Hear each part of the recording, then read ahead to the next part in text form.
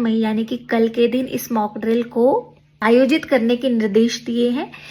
कल ऑलमोस्ट देश भर में 244 ऐसे राज्य होंगे जहां पे मॉक ड्रिल की प्रैक्टिस लोगों को दी जाएगी।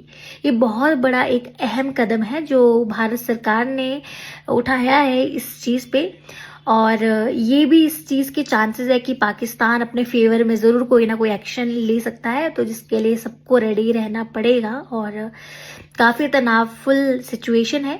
सो बेसिकली ये जो मॉक ड्रिल है उसका मेन जो इम्पॉर्टेंट आप कह सकते हैं एलिमेंट है, that is air red warning, यानी कि हवा में, आसमान में एयर रेड वार्निंग सायरन्स बजेंगे, जिससे हम लोग आम जनता को पता चल सके कि किस तरीके से युद्ध होने वाला है या युद्ध की शुरुआत होने वाली है। तो हम उस वक्त उस सायरन को सुन के अपने जो प्रोटोकॉल्स हैं वो सेफली तरीके से यूज कर सके।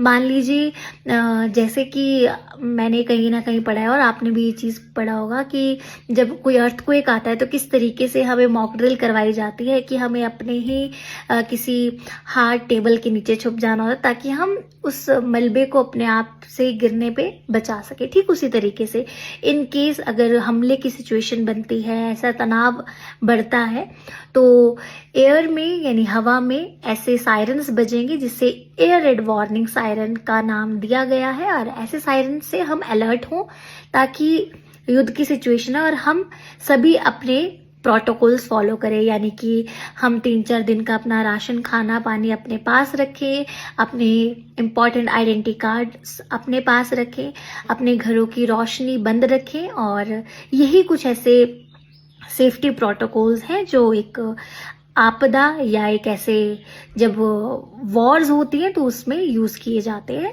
As per the media reports and as per the researchers. ये किसी भी रूमर पे ट्रस्ट ना करें। जो रियलिटी आपको न्यूज बता रही है या मीडिया बता रही है, काइंडली उसको फॉलो कीजिए। सोशल मीडिया पे अपने आप को एक्सप्लॉइट ना कीजिए। First aid kit, yes, that is very important. चाहे कोई आपदा हो, ऐसे भी हमारे घर में फर्स्ट एड किट होनी बहुत जरूरी है और इस पे जरूर ध्यान दें। जरूरी दस्तावेज, ID, medical report, bank details, okay, mobile charger, power bank, ये चीजें होना बहुत जरूरी है।